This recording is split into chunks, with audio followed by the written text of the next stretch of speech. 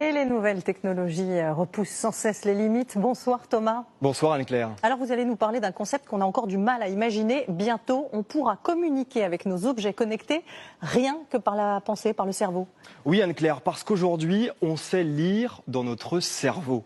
Ce que vous allez voir s'afficher devant vous, c'est la dernière innovation d'une start-up française. Ce bandeau va se placer à l'arrière de votre crâne et il va être capable de décoder les impulsions électriques émises par votre cerveau.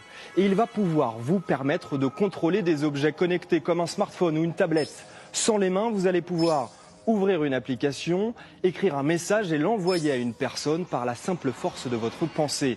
Tous les géants du web travaillent sur cette technologie. Facebook, par exemple, promet bientôt de pouvoir taper 100 mots à la minute directement à partir de votre cerveau. Mais se balader toute la journée avec un bandeau sur la tête, ce n'est pas vraiment très pratique.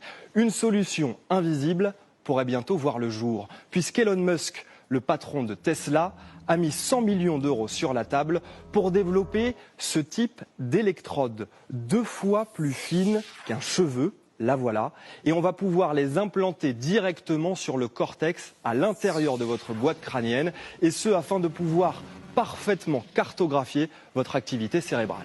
Et à quoi est-ce que tout ça va bien pouvoir servir ? Eh bien, l'armée américaine, Anne-Claire, suit de très près cette technologie. Elle imagine déjà un système où une personne puisse contrôler par la pensée et à distance une dizaine de drones en même temps, et ce depuis une base arrière, mais également depuis le terrain au cœur des opérations militaires.